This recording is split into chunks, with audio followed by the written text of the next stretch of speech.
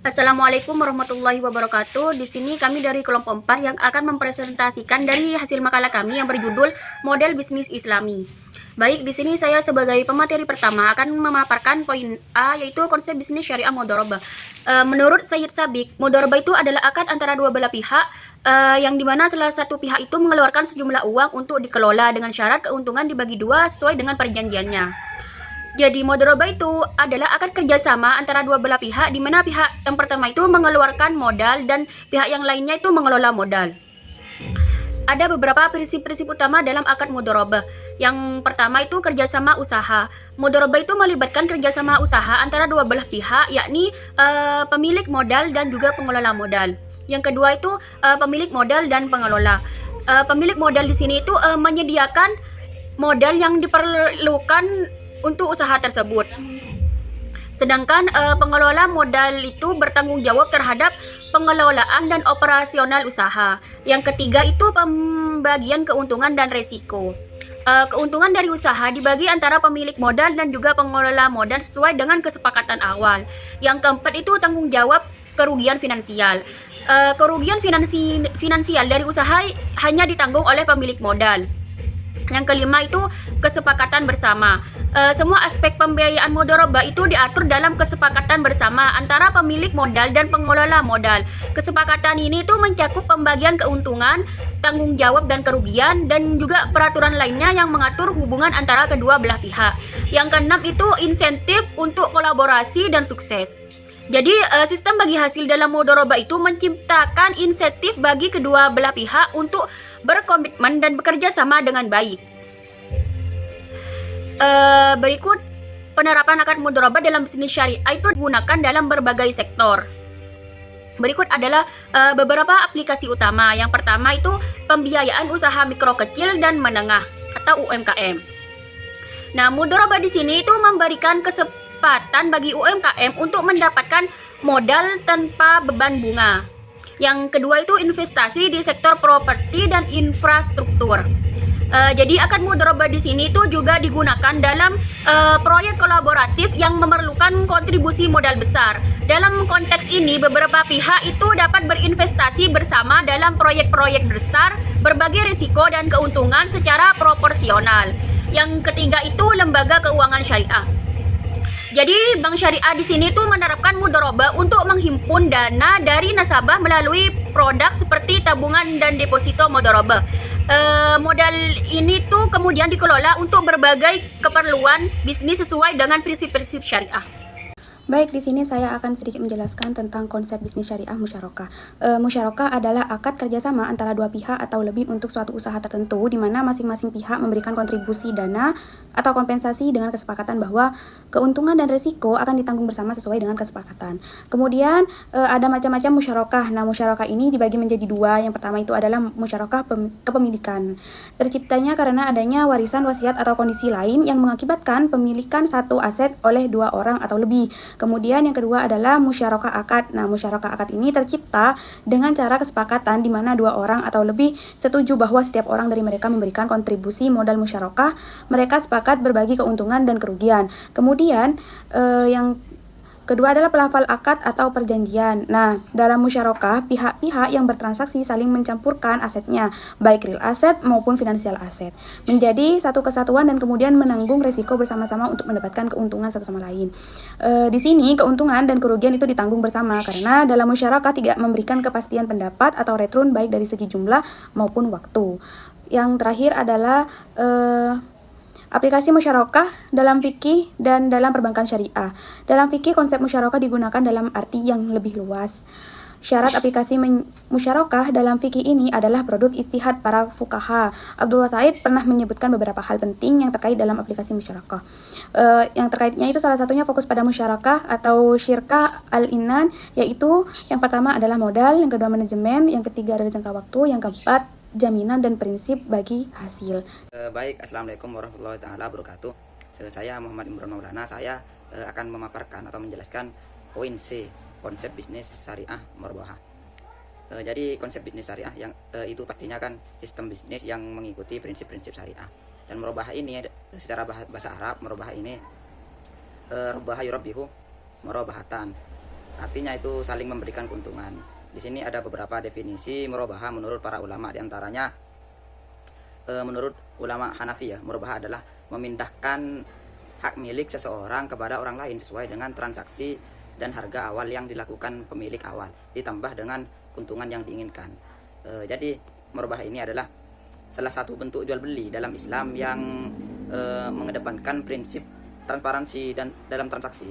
Dalam praktiknya murabahah ini melibatkan penjual yang menginformasikan harga pokok barang kepada pembeli, serta biasanya itu ditentukan tanpa harus menyediakan harga pokok.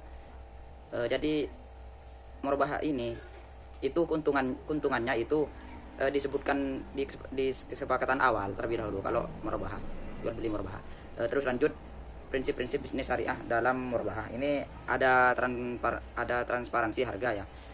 Jadi transparansi harga ini yaitu penjual itu harus menginformasikan harga pokok barang yang dan jumlah keuntungannya yang diambil gitu.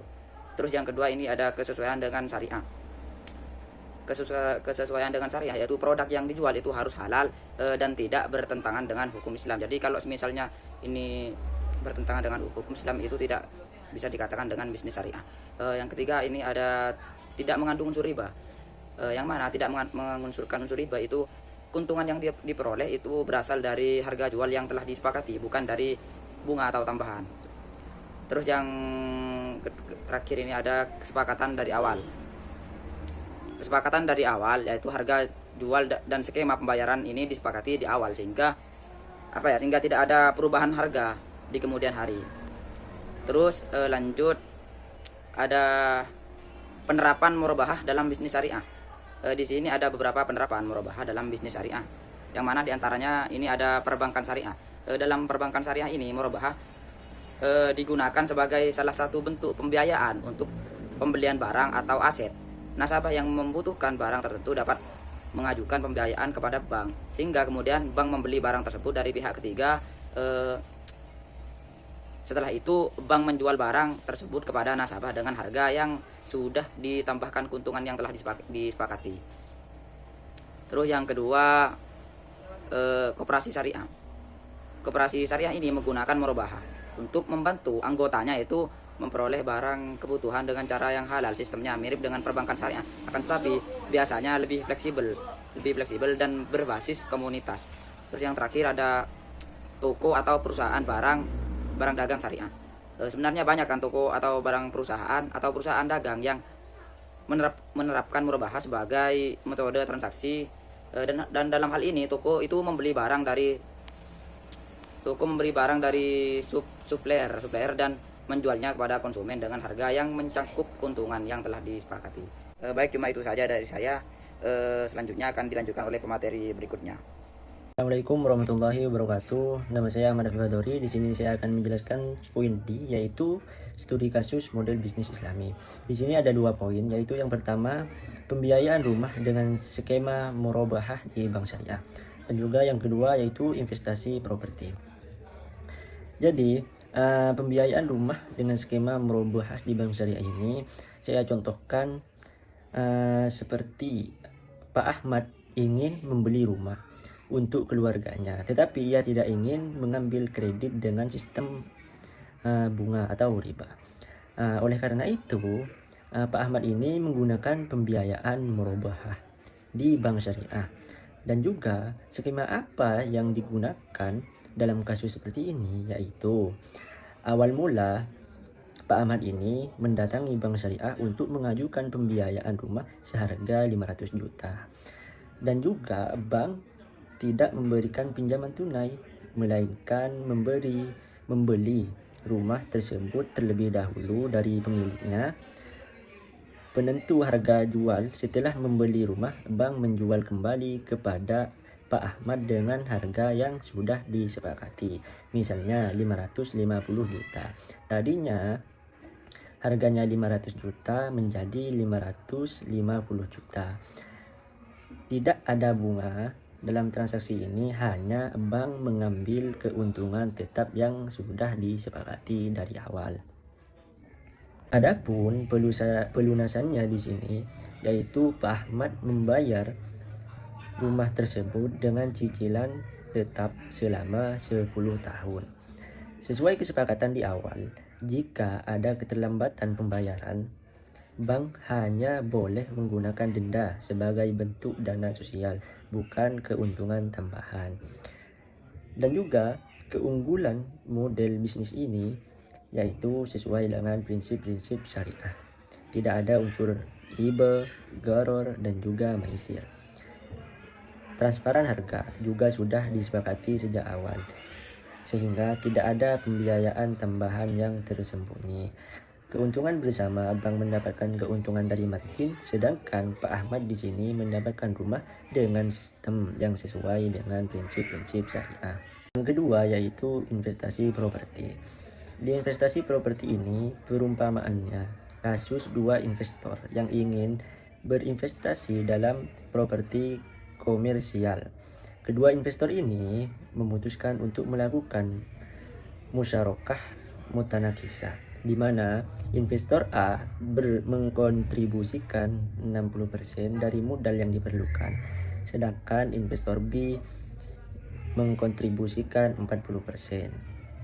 Ketika investor A dan B sudah bekerja sama, nantinya investor B 40% membeli kepemilikan dari investor A 60%, yang menjadikan kepemilikan investor A berkurang menjadi 0%. Dan kepemilikan investor B naik menjadi 100%. Secara bertahap, semua aset akan menjadi milik investor B.